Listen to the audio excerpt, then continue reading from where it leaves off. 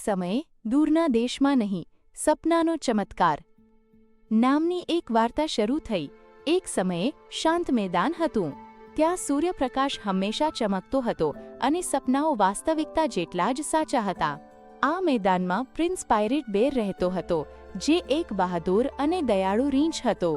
તેની પાસે સોનાનો તાજ હતો અને તે પાયરેટની જેમ આંખે પાટા બાંધતો હતો। તેને હની ટી ખૂબ જ ગમતી હતી અને તેની પાસે 37 અલગ અલગ તાજનો સંગ્રહ પણ હતો। પ્રિન્સ પાયરેટ બેર હંમેશા તેના રાજ્યનું રક્ષણ કરતો, પરંતુ તે પ્રેમ અને સ્નેહથી કરતો। એક દિવસ આકાશમાંથી ટ્વિંકલ ઊંઘાળો તારો પડ્યો। ટ્વિંકલ શાંત મેદાનમાં ઉતર્યો, ચાર્લોટ નામના એક રાજકુમારી પ્રેમાળ છોકરીની નજીક।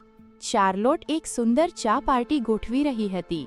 લૂના, જે તારાઓ અને સપનાને પ્રેમ કરે છે, તે પણ ત્યાં જ હતી। ટ્વિંકલ એક સુપર કડલ તારો હતો। તે ખૂબ જ દુઃખી હતો। જ્યારે પણ તે કોઈની નજીક જાય ત્યારે તે ચમકતો હતો, પણ આજે તે ચમકી શકતો ન હતો। ટ્વિંકલે કહ્યું, હું સ્વપ્ન ગાદલા બનાવી શકતો નથી જ્યાં સુધી મને કોઈ મિત્ર ન મળે, તેથી હું ચમકી શકતો નથી। પ્રિન્સ પાયરેટ બેરે મદદ કરવાનો પ્રયત્ન કર્યો, પરંતુ તે જાણતો ન હતો કે શું કરવું। મારે શું કરવું જોઈએ? તેણે પોતાની જાતને પૂછ્યું। ચાર્લોટ અને લૂનાને ખૂબ જ દુઃખ થયું। તેઓ જાણતા હતા કે ટ્વિંકલની મદદ કરવી જરૂરી છે। ચાર્લોટે કહ્યું, ચાલો આપણે ટ્વિંકલને મદદ કરીએ। લૂનાએ સંમતિ આપી, હા, ચાલો કરીએ। તેથી પ્રિન્સ પાયરેટ બેર, ચાર્લોટ અને લૂનાએ ટ્વિંકલને મદદ કરવાનું નક્કી કર્યું। તેઓ એક વિશેષ મિશન પર નીકળ્યા। તેઓએ રાણી સ્નૂઝલને શોધવાનું નક્કી કર્યું, જે નેપલેન્ડની શાસક હતી। રાણી સ્નૂઝલ ટ્વિંકલને સ્વપ્ન ગાદલા બનાવવામાં મદદ કરી શકતી હતી। તેઓએ શાંત મેદાનમાં મુસાફરી શરૂ કરી। તેઓએ હસતા ફૂલોના મેદાન અને હની ટીના નદીનો સામનો કર્યો। પ્રિન્સ પાયરેટ બેરે કહ્યું, આપણે એક ટીમ તરીકે કામ કરવું પડશે। ચાર્લોટે કહ્યું, હું મારી બધી રાજકુમારીની કુશળતાનો ઉપયોગ કરીશ। લૂનાએ કહ્યું, અને હું મારા તારા જ્ઞાનનો ઉપયોગ કરીશ। રસ્તામાં તેઓએ મિત્રતા અને બીજાને મદદ કરવાના મહત્વ વિશે શીખ્યા। તેઓ નેપલેન્ડ પહોંચ્યા, જ્યાં તેઓ રાણી સ્નૂઝલને મળ્યા। રાણી સ્નૂઝલે એક ધાબળાનો કેપ પહેર્યો હતો। તેમણે પ્રિન્સ પાયરેટ બેર, ચાર્લોટ અને લૂનાની વાત સાંભળી।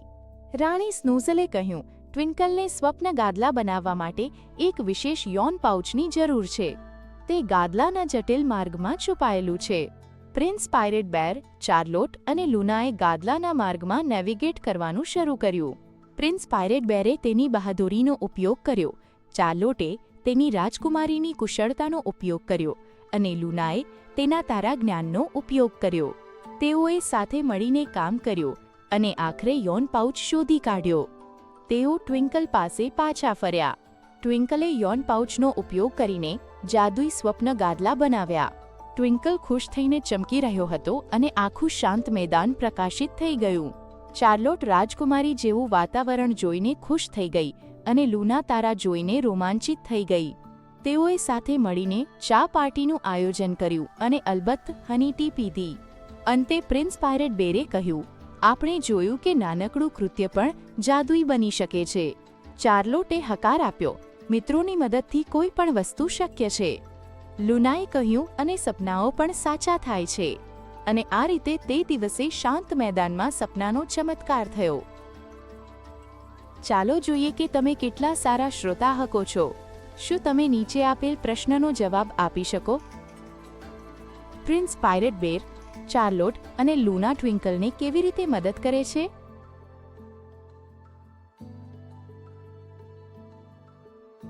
ચાલો જોઈએ તમે કેટલું સારું કર્યું। જવાબ છે, તેઓ સ્વપ્ન ગાદલા બનાવવા માટે યૌન પાઉચ શોધવા જાય છે। તમે ખૂબ સરસ કામ કર્યું। સ્ટોરી પાઈ સાંભળવા માટે આભાર। આશા છે કે ટૂંક સમયમાં ફરી મળશે।